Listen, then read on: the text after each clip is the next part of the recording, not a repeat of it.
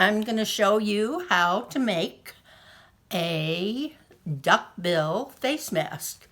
And it has 3 layers, so it's very similar to an N95 mask. So this is it. Why is it called a duckbill?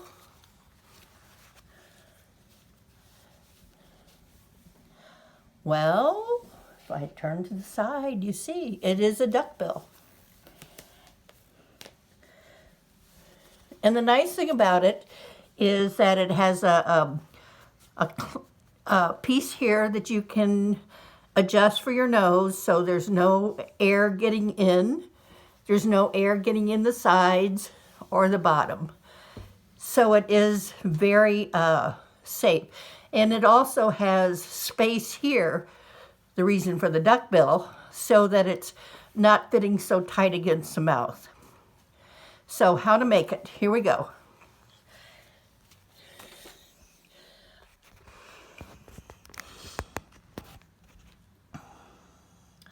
The first thing I suggest is to do everything in multiples so that you're not doing one mask at a time, but you're making an assembly line process.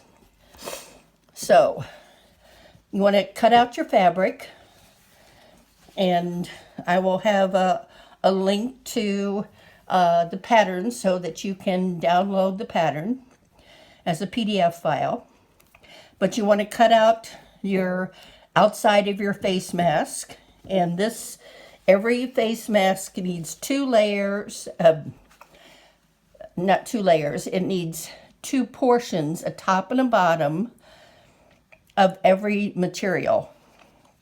So here we have the outside of the face mask. This is a fabric. Doesn't matter if you have it right side facing or inside out facing, it doesn't matter. And you can cut out more than one at a time.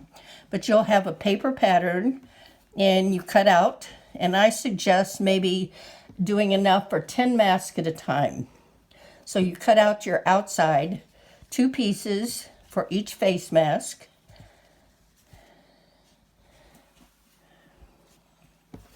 Okay, and then the next thing you're going to do is you need, and that should be cotton, by the way. The next thing is that I have a non-bonded material, so it could be interfacing. I'm using filters from a furnace filter.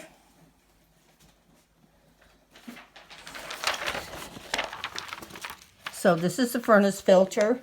It is 20 by 25, and it's maximum filtration. And so it's big, and you have to take the wire screen off, the top and the bottom, and that isn't fun, but kind of snip, snip, snip, snip, and then pull it back. Snip, snip, snip, snip, pull it back. And then you also have your cardboard that you have to take off. But when you're through, you have an accordion pleated material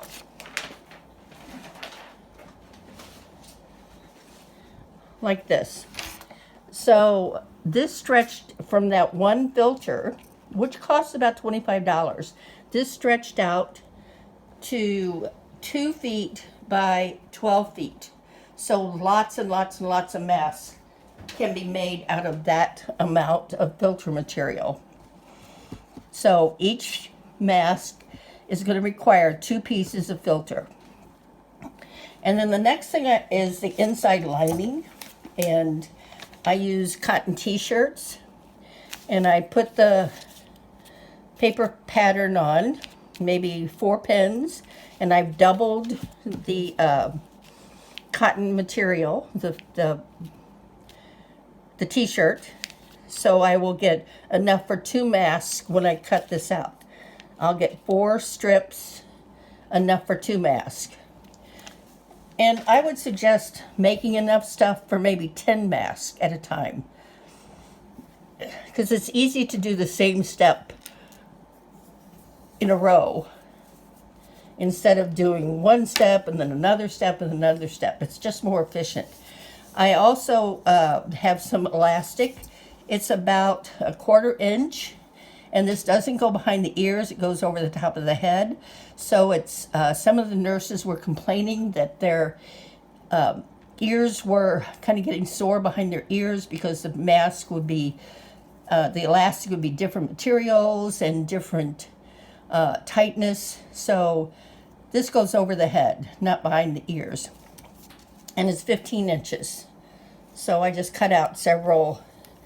I happen to have this. I'm a hoarder, so I have this from many years ago, but this is 15 inches. And the other thing you want to make is the nose pieces. Now, this allows you to crimp the material so that it fits around the nose. People have said they've used bread ties and floral wire. I like disposable pipe hands. I mean, they're really cheap. I think you get 4 or so at the dollar store for $1. And you cut out a strip that's approximately 1 by 3 inches. And then you fold it in thirds. And then fold over the ends so you have no sharp edges. And you have this material that's going to be for your nose piece. Or you could use pipe cleaners if you have those around. What I like doing is cutting them into thirds, or folding them into thirds, and then cutting them. So I have 2 pipe cleaners, and I twist them to make them a little bit more stable. And then I also fold up the ends again so we have no sharp edges. And here is the nose piece. So you have your fabric cut, and maybe 10 of those. You have your filter. You have your inside lining. You have your elastic. And you have your nose piece. So those are the things that you're going to need to assemble. So how do you assemble them? The first thing you do is to make a top and a bottom panel. So this is a panel. And what it has is 3 pieces. You put your fabric right side up, and on top of that you